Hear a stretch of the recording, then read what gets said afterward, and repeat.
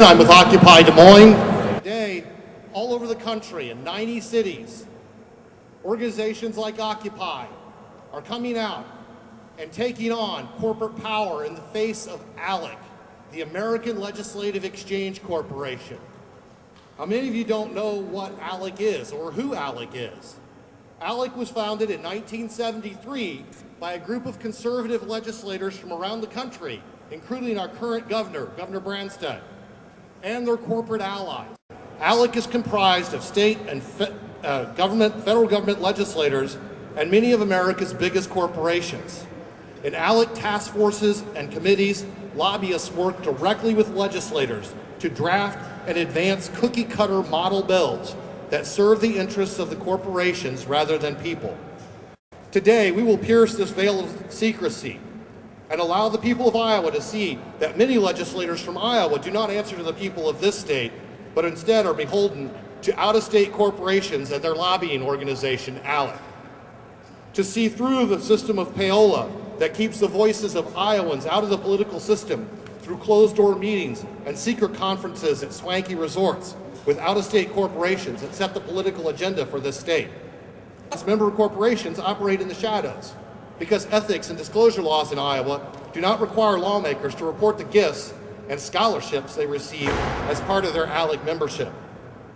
In addition, ALEC does not have to disclose its expenditures because it's not considered a lobbying organization, even though most of its effort involves getting model bills passed through state legislatures across the country. We of the Occupy Des Moines Working Group have been identifying several current bills in the Iowa legislature that are so similar to the American Legislative Exchange Council's model bills that the connection is indisputable. They aren't in the best interests of 99% of Iowans. They're in the best interests of out-of-state and even multinational corporations that help write them. The first bill I'd like to discuss is House File 589, commonly known as the Ag-Gag bill.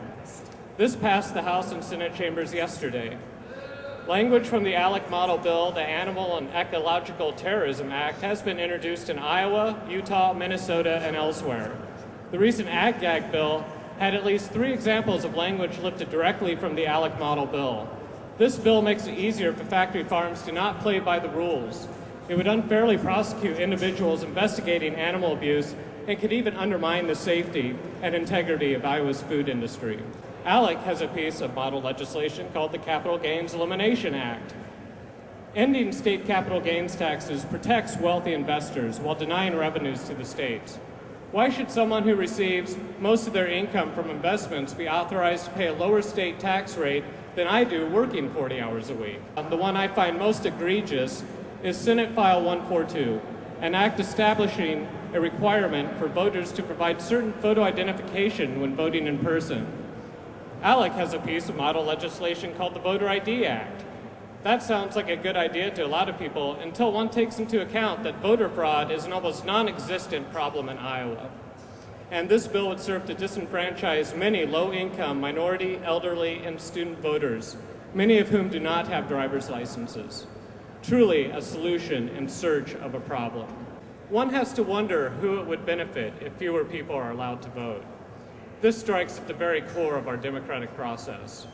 Following the 2010 elections, in calendar year 2011, there were more than 800 anti-worker, anti-union, anti-middle class bills introduced across this country.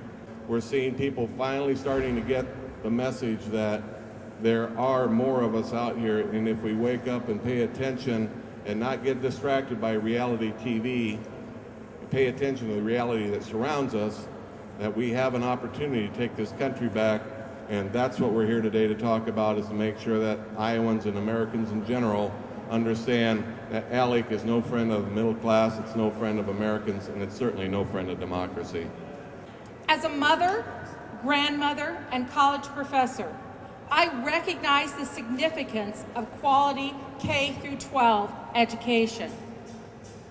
The education of our children should be driven by student support and success, not profit. If ALEC is successful in creating their vision of educational reform in our state, our children and grandchildren will be educated in a system that is defined by corporate interests. These attempts by ALEC to defund our state's local public school systems in order to replace it with a system that is motivated by privatization and profit cannot go unchallenged. A school system influenced by ideological private entities or profit-minded corporations risks the creation of an educational structure that can be segregated by academic ability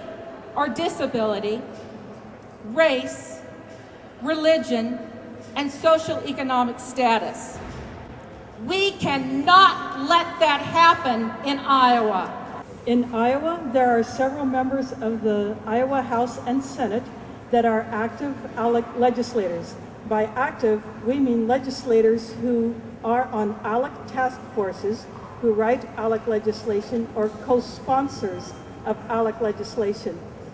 In the Iowa House, there are 27 members who are active ALEC legislators, including State Representatives Allens, Heaton, Miller, Upmeyer, and Iverson.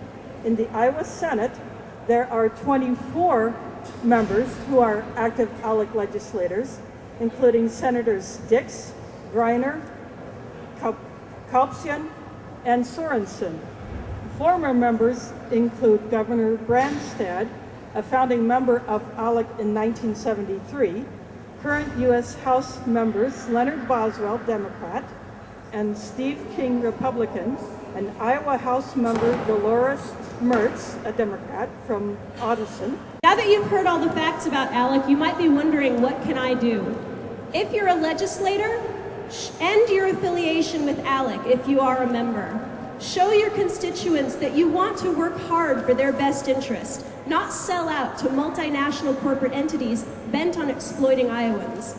By ending your affiliation with ALEC, you will stop Iowa tax dollars from flowing to this bloated organization in the form of membership dues. Disclose gifts and scholarships you've received from ALEC and its member corporations. Make a good faith effort toward transparency and start to rebuild trust with your constituents. Do your part to make sure disclosure laws are enforced and introduce legislation that ensures groups like ALEC have to disclose their lobbying for what it is.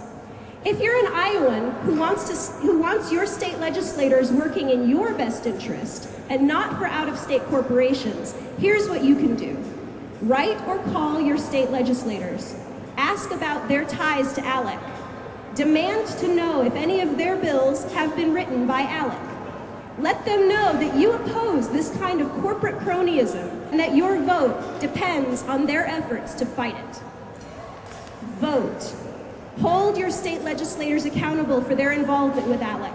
Our state legislation answers first and foremost to us, the voters. Make them earn your vote by showing integrity and strong commitment to the well-being of Iowans. Members of Occupy Des Moines have begun offering state legislators the opportunity to sign a pledge promising not to support ALEC. Several legislators have already done so, and we'd like to commend them for putting the people of Iowa ahead of out-of-state corporations.